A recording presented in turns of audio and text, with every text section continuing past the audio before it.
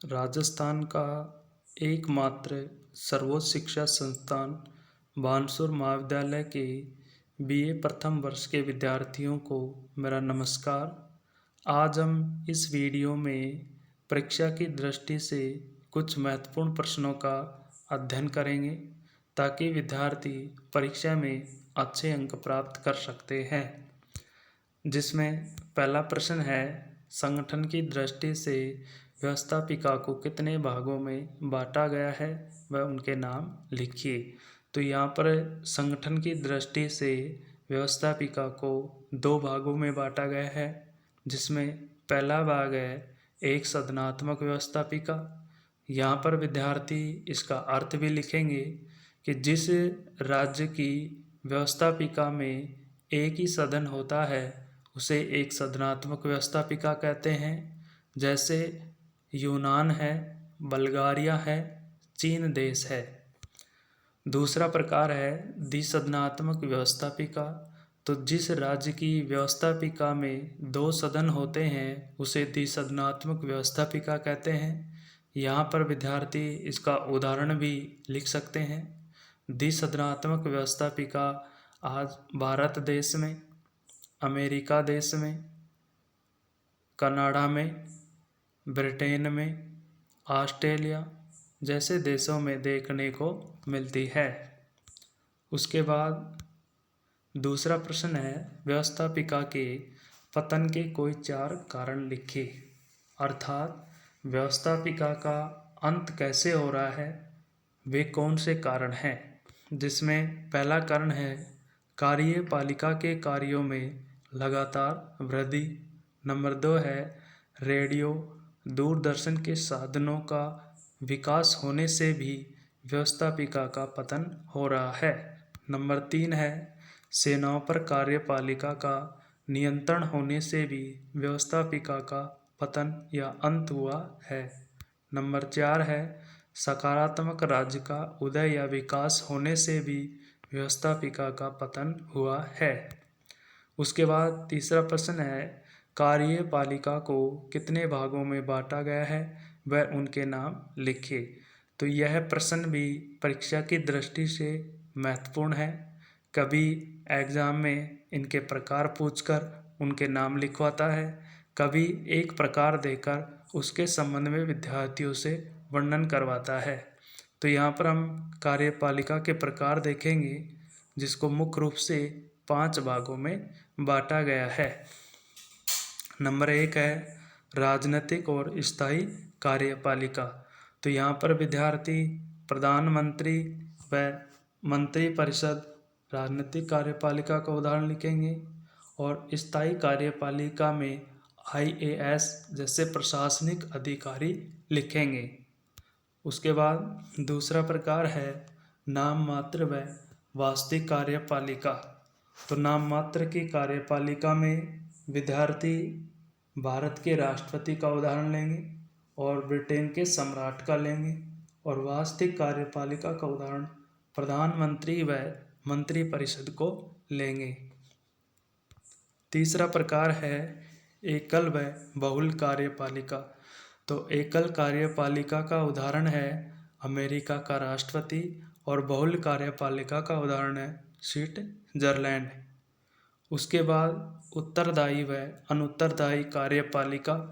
तो उत्तरदायी कार्यपालिका का उदाहरण विद्यार्थी लिखेंगे कि संसदीय जो शासन प्रणाली में जो कार्यपालिका संसद के प्रति उत्तरदायी होती है, जबकि अध्यक्षात्मक जो शासन प्रणाली है अमेरिका की, उसको हम अनुत्तरदायी कार्यपालिका के उदाहरण में लिख सकते हैं। नेक्स्ट प्रकार है वंशानुगत व निर्वाचित कार्यपालिका। तो वंशानुगत कार्यपालिका आज ब्रिटेन देश में देखने को मिलती है और निर्वाचित कार्यपालिका में भारत देश की लोकतांत्रिक शासन प्रणाली को लिख सकते हैं। उसके बाद नंबर 4 प्रश्न आता है कार्यपालिका द्वारा किए जाने वाले किन्हीं 4 कार्यों को लिखें। तो यह प्रश्न भी परीक्षा की दृष्टि से उपयोगी है। तो कार्यपालिका के द्वारा प्रथम जो कार्य किया जाता है वह है प्रशासन का संचालन करना।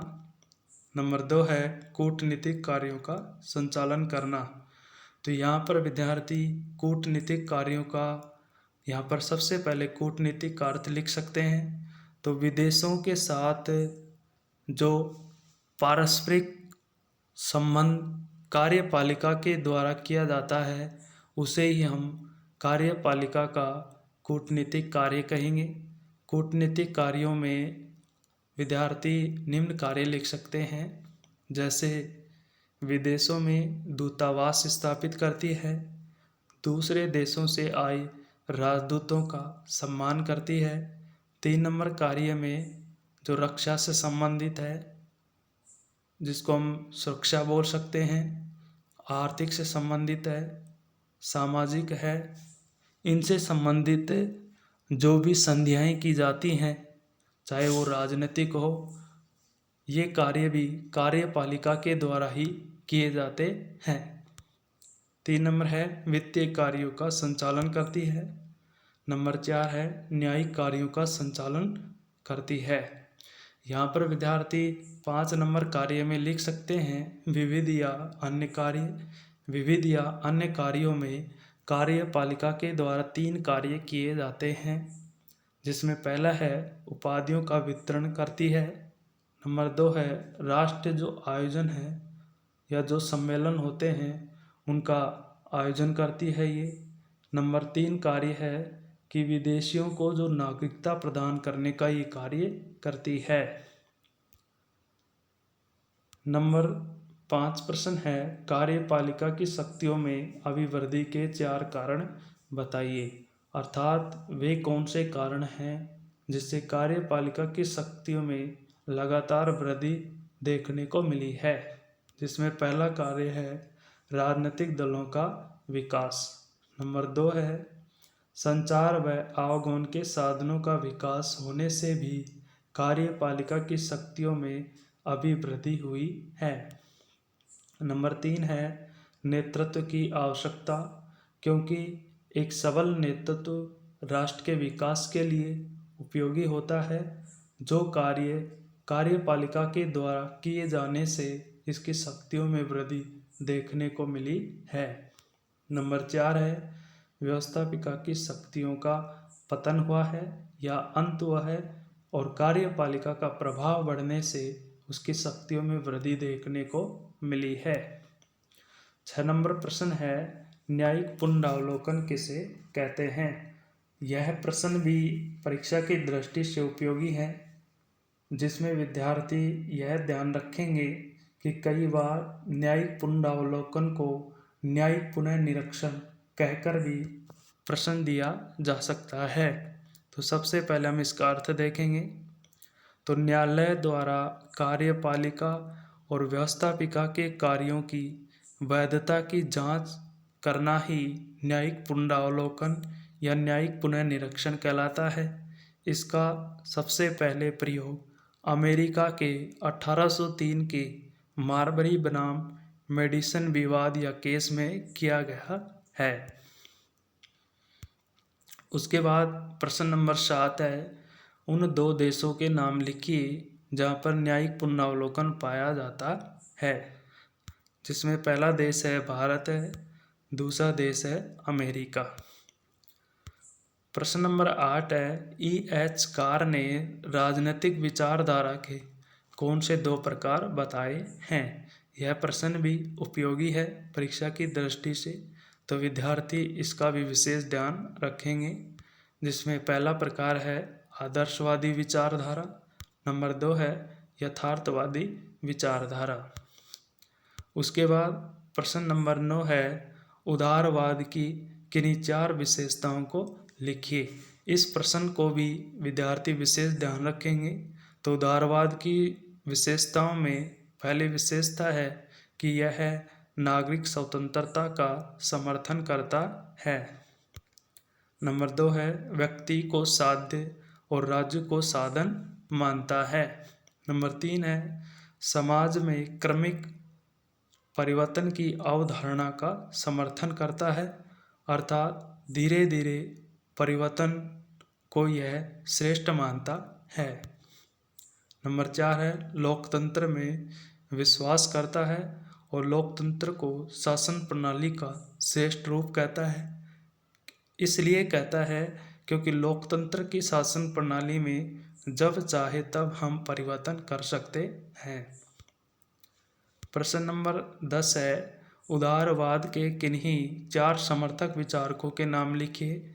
यह प्रश्न भी विद्यार्थियों कई बार एग्जाम में आया हुआ है, तो इस प्रश्न का भी विशेष ध्यान रखेंगे। तो उदारवाद के समर्थक में प्रथम विचारक का नाम है जॉन लॉक है, दूसरा विचारक है हर्बर्ट स्पेंसर है, तीसरा विचारक है टी.एस. ग्रीन है, 4 नंबर है लास्की। उसके बाद 11 नंबर प्रश्न आता है ग्रीन की स्वतंत्रता संबंधी विचार के 2 लक्षण या विशेषता बताइए। तो यहाँ पर पहली विशेषता है स्वतंत्रता मानव चेतना की एक विशेषता है। नंबर 2 विशेषता है स्वतंत्रता में अधिकार निहित है। उसके बाद 12 नंबर प्रश्न है कार्ल मार्क्स द्वारा रचित 4 पुस्तकों के नाम लिखिए। यह प्रश्न भी परीक्षा की दृष्टि से उपयोगी है और यह प्रश्न काफ़ी बार एग्जाम में आ चुका है, तो विद्यार्थी इस प्रश्न का भी विशेष ध्यान रखेंगे। तो कार्ल मार्क्स द्वारा रचित प्रथम पुस्तक का नाम है दास कैपिटल। नंबर 2 है साम्यवादी घोषणा पत्र। यहाँ साम्यवादी घोषणा पत्र को द कम्युनिस्ट मैनिफेस्टो भी कहा जाता है। 3 नंबर पुस्तक है पवित्र परिवार। नंबर 4 है मूल्य कीमत व लाभ। उसके बाद नेक्स्ट प्रश्न आता है कार्ल मार्क्स द्वारा दिए गए सिद्धांतों को कितने भागों में बांटा गया है वह उनके नाम लिखिए। तो यहाँ पर विद्यार्थी एक टेबल के माध्यम से कार्ल मार्क्स द्वारा दिए गए सिद्धांतों को 4 भागों में बांटेंगे, जिसमें पहला प्रकार है द्वंद्वात्मक भौतिकवाद का सिद्धांत। नंबर 2 है वर्ग संघर्ष का सिद्धांत। नंबर 3 है अतिरिक्त मूल्य का सिद्धांत। यहाँ पर विद्यार्थी वस्तु की उपयोगिता के मूल्य को लेकर 2 भागों में बांटेंगे, उपयोगी मूल्य और विनिमय मूल्य। उसके बाद है आर्थिक ऐतिहासिक सिद्धांत या इतिहास की आर्थिक व्याख्या का सिद्धांत भी कह सकते हैं, और इस सिद्धांत को विद्यार्थी आर्थिक नियतिवादी सिद्धांत भी कह सकते हैं। उसके बाद नेक्स्ट प्रश्न है 14 नंबर पे प्रजातांत्रिक समाजवाद की 4 विशेषता लिखिए। पहली विशेषता है पूंजीवाद का विरोध करता है। नंबर 2 है सामाजिक व आर्थिक समानता पर बल देता है। नंबर 3 है धर्म एवं नैतिकता पर आधारित है। नंबर 4 है सर्वाधिकारवाद का विरोध करता है। उसके बाद प्रश्न नंबर 15 है अराजकतावाद व साम्यवाद में 2 समानताएं व 2 असमानता लिखिए। यह प्रश्न भी परीक्षा की दृष्टि से उपयोगी है, जिसका विद्यार्थी विशेष ध्यान रखेंगे और इन समानता और असमानता को एक टेबल के माध्यम से प्रदर्शित करेंगे। तो सबसे पहले हम समानताएं देखेंगे, जिसमें पहली समानता आती है अराजकतावाद व साम्यवाद दोनों ही राज्य का विरोध करते हैं। नंबर 2 है अराजकतावाद व साम्यवाद दोनों ही धर्म का भी विरोध करते हैं। उसके बाद असमानताएं देखेंगे, जिसमें पहली असमानता है अराजकतावाद राज्य को तत्काल या शीघ्र समाप्त करना चाहता है, जबकि साम्यवाद राज्य को अस्थायी रूप से रखना चाहता है। नंबर 2 है अराजकतावाद आदर्शात्मक है, जबकि साम्यवाद व्यवहारिक है। उसके बाद क्वेश्चन नंबर 16 है नारीवाद से क्या अभिप्राय है। तो यह प्रश्न भी परीक्षा की दृष्टि से उपयोगी है। इस प्रश्न का भी विद्यार्थी विशेष ध्यान रखेंगे। तो पहले लिखेंगे नारीवाद का अभिप्राय या अर्थ। तो नारीवाद का अर्थ है नारीवाद एक विचारधारा है जो महिला उत्पीड़न से संबंधित समस्याओं के समाधान में प्रयासरत व गतिशील विचारधारा ही नारीवाद कहलाता है। यहाँ पर विद्यार्थी एक राजनीतिक विचारक है जिसका नाम वृंदा करात है। तो महिला उत्पीड़न से संबंधित समस्याओं के समाधान में जो प्रयास किया गया है उसे ही वृंदा करात ने नारीवाद कहा है। उसके बाद विद्यार्थी एक शॉर्ट रूप में नारीवाद के 3 प्रकार भी लिख सकते हैं: उदारवादी नारीवाद, समाजवादी नारीवाद, उग्रवादी नारीवाद।